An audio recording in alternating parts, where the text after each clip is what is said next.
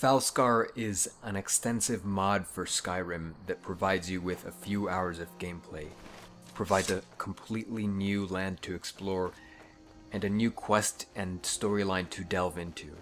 It has been praised by quite a few many popular YouTubers alongside blogs and video game review sites, but I've found through investigation that there is more evidence to suffice the reasoning behind a more tepid approval of the mod than the critical glamour arrogated to it by these people. Now, there are a few things I should say.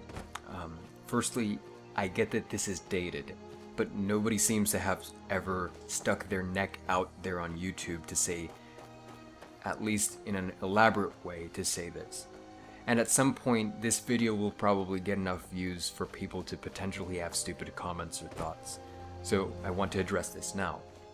It's certainly evident that, compared to its peers, Falskaar is one of the best mods under the levels and questing category. But as I explained in the Wormstooth walkthrough video, that doesn't mean that it's the best mod, and that doesn't mean that it's good. Thirdly, I think that there are categories in which this mod merits critical approval, and I would say that the author, Fallacy, being the sole primary designer, did make an obvious effort to create an enjoyable experience, and his dedication is certainly worthy of praise. So first off, I want to say that I don't read people's reviews online before I play a mod. I don't really pay attention to any community. So when I first played Falskaar, I had no predispositions given by others' opinions on it to drive me to one perspective or another. I personally took issue with it in the first place. It took me about 2 years to finish Falskaar. I started playing sometime in late 2015, and about halfway through the main quest I was so bored that I stopped playing for like 2 years. And then I tried to play it again and got through one dungeon, and I was so bored that I stopped playing again for, I would say, a few months. Then I finished it just a few weeks ago. Lastly, I'm making this to demonstrate that these things are out there, and this isn't a one-time occurrence either. Point being, you should probably keep your eyes open, because this happens for plenty of other games and mods as well. Now, before I get into reviewing this myself, I want to refute a few non-arguments that people have been parroting about this mod, and this is really the main issue I have with the information given on this mod. I don't really care so much about the mod itself,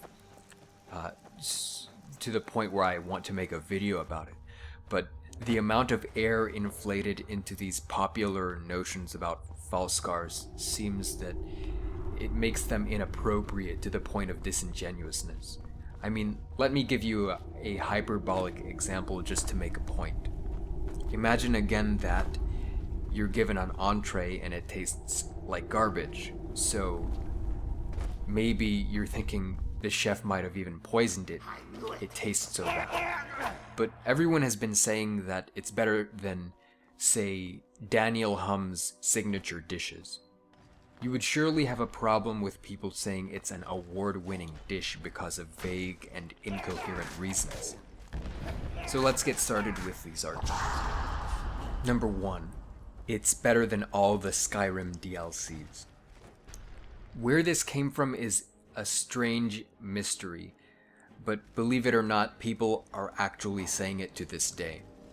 Now, I think there was an article somewhere on IGN or some GPU review website or something like that, and it basically said something along the lines of Falskaar is better or more expansive than some DLCs in other games.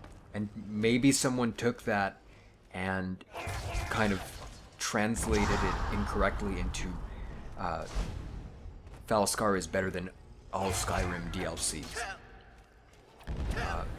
Regardless of where it came from, it's a pretty ridiculous notion, and what's more absurd is that these people that are saying this never back their arguments up with their statements up with reason. It's just like, it just kind of falls out of their ass. So let's just consider this for a moment. You can't really compare a microphone to an orange, for example, and say one is just better than the other. So let's leave Hearthfire out of this, because it doesn't really give you a new land and in-depth quests that you can compare it to. Now, I personally didn't really like Dawnguard, but it was certainly built at a level of professional quality. There's nothing in any part of the main quest or side quests in Falskaar that compare to the level of technical execution in Dawnguard. All the sequences and scripting in Falskaar were only as extensive as a medium-sized quest in Skyrim. There was no extensive implementation of novel features, unlike Dawnguard. So they surely can't mean it's comparable through a technical lens. Well, maybe they mean in terms of design. As I'll elaborate in this video and part of the Worm's Tooth walkthrough, there is no portion of Falskaar which meets the level of professionalism we see in the landscape of the Dragonborn DLC, for example. And I've argued that actually using various useful metrics, it's not even the best landscape created compared to other mods. The landscape and the exterior environments in Falskaar are sparse and redundant. You're mostly going through the same woods over and over, a detail which is distinct from the variation of land in Dragonborn, wherein every few dozen units you find a different place of interest in the environment, which eliminates potential dullness. Okay, well, they surely didn't mean design. Maybe they mean gameplay. The amount of comparative novelty relative to vanilla Skyrim that Dragonborn and Dawnguard have combined far exceeds the same in Falskaar. The amount of engaging scenarios and heterogeneity of gameplay is at least an order of magnitude greater in Dawnguard and Dragonborn DLCs combined than in Falskaar. Okay, so what are they really talking about then? Well, that's exactly the point. They sort of just say these things without backing them up with reason or evidence, and this is one of them. It's like, I think blue is the best color and I hate all other colors. That's just an opinion. Nobody cares. But here you're recommending something to somebody, saying it's the best movie or it's the most amazing movie, and you don't really say why, but you can't then blame them for being mad or thinking you're crazy when it was a shitty movie, because it's only based on your preferences that you make up in your head. Number 2. It is an award-winning mod. It really seems like the game review sites / quote-unquote journals are the ones saying this mostly. Let's think a minute here. Okay guys, I'm forming a group called the Good for Humanity group, and we're going to give out awards to good people that have done nice things for humanity. Our first place winner is Jeffrey Dahmer. Do you see anything wrong with me giving the nice person award to Jeffrey Dahmer? Like, the point is that some random people make a group and make awards for something. That doesn't mean it's credible. And that doesn't mean that it makes sense. And that doesn't mean that the awards kind of certify that something is good. The strangest part about this is a bunch of these review sites keep saying that it's award-winning, but don't reference what award it won, from who, or anything relating to the award. Award from what, or for what? All we know is that apparently it got an award, or it got some awards. For all we know, it could have gotten the award for most troll-worthy mod. Nobody knows. So, after some digging, I found a few sources, and it looks like it got a finalist award. Falskaar, Best Independent Mod. Dude, that's not even a picture of Falskaar, you fucking jabroni. That's a picture of Wormstooth. Talk about a self-fulfilling prophecy. I didn't even know this existed. In the Wormstooth walkthrough, I argued that Wormstooth was better than Falskaar. So it's strange how this works out. But, so, these people don't really know what they're talking about. Let's try to go to a different site. So the best I could come up with is a bunch of top 10 and top 25 listings of best Skyrim mods, and I'm sure there are a few videos where this is also the case. That's not an award, that's a list. Now, if there is an award out there, I would say Falskaar could make the list if it compares to its competitors, or its peer mods, let's say. For that one, sure, I'll give you that one. So here are some top listings I found. Falskaar may be the first massive mod of Skyrim that provide... What? Falskaar may be the first massive mod of Skyrim that provide an entire... Dude, this person didn't graduate high school. The mod has already won many awards around the world. Okay, what do you mean around the world? Like... Okay, so you're telling me that the mod has won the Nobel Peace Prize, though? Like, what is going on? GamesRadar.com.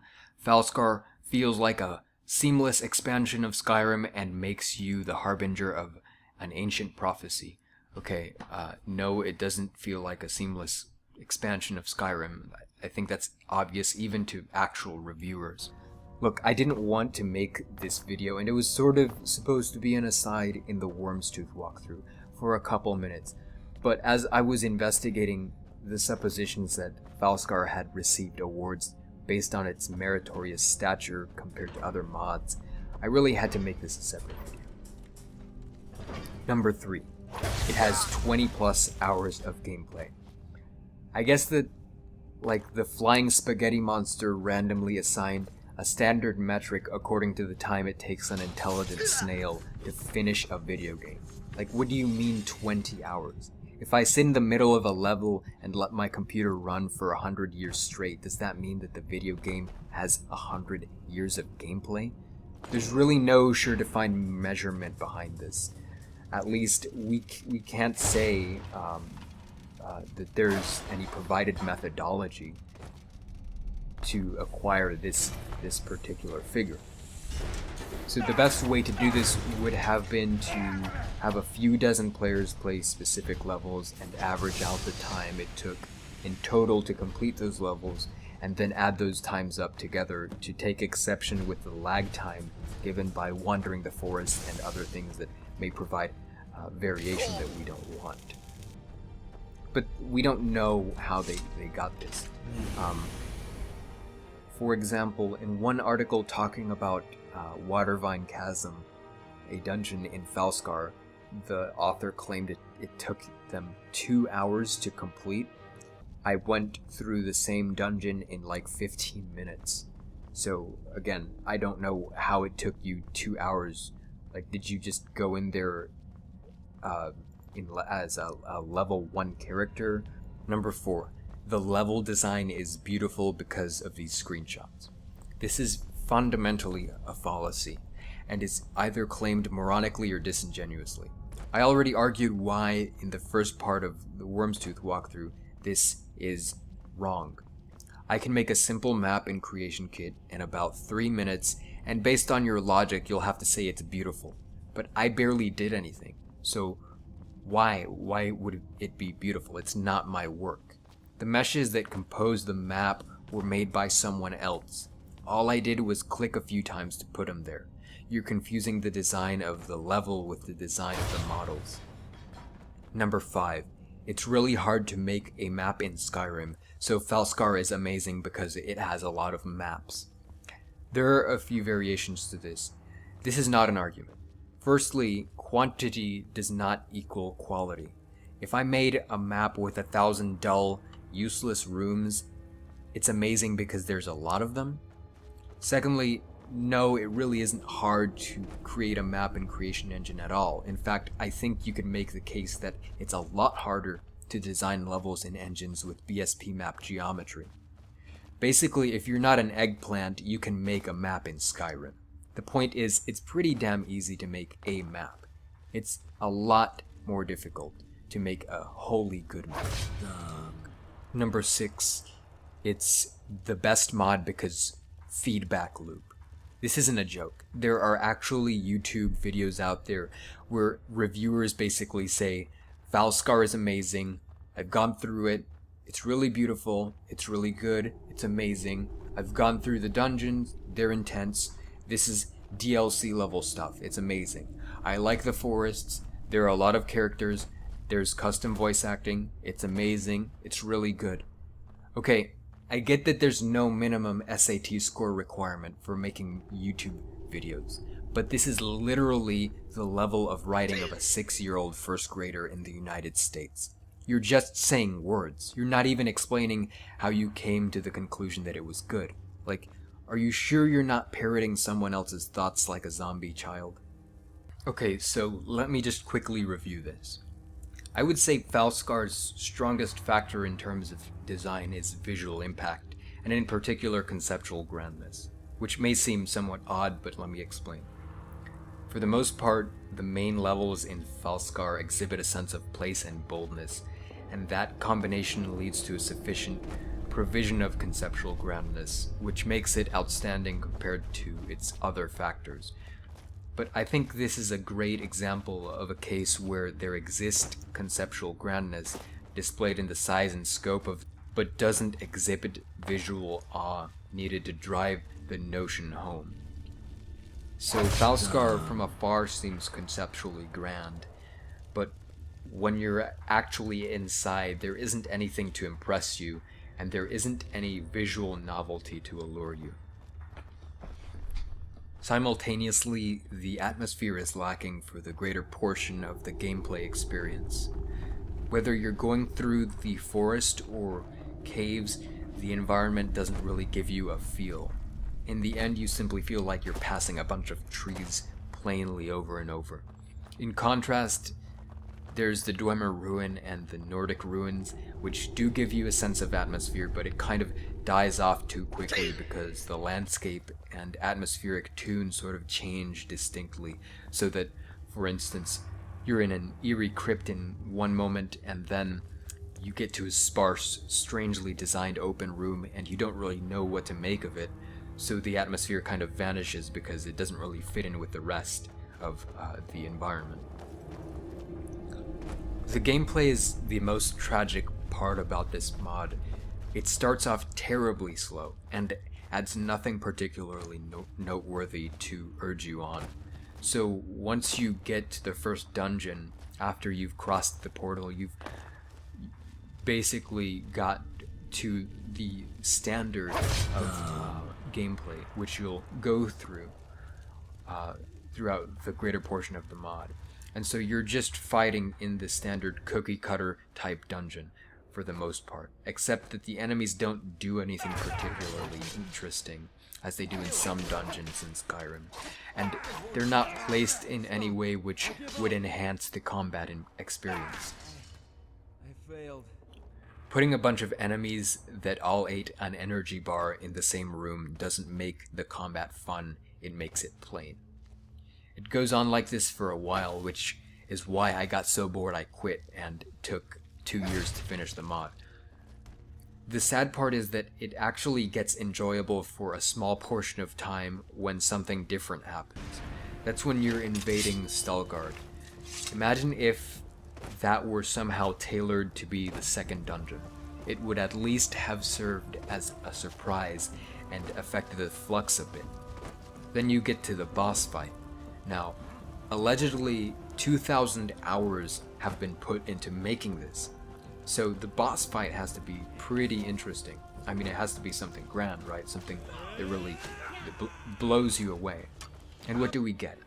An average drunken tussle with douche McDouche within a small space enclosed by invisible walls. Seriously. Architecture? Well, there isn't much to say here. The vast majority of design is made cookie cutter style, like I said before, and very standard. The opportunities in which the author is given by his own creations to make something innovative and structurally admirable were poorly spent making large, sparse, empty areas that are only admired in terms of their scale for but a moment. In terms of storyline, I give credit to the author for making a convincing villain solely in terms of the personality, but maybe even in terms of his motivation. At least he has somewhat of a personality in the background compared to other mods which don't really make an effort to develop any of their characters at all. The storyline itself was sort of lackluster, but again, compared to most other Skyrim mods, it's at least competently formulated, albeit not thoroughly or skillfully. By the way, some oddballs were saying that the storyline was somehow professionally or skillfully made. I have yet to see how.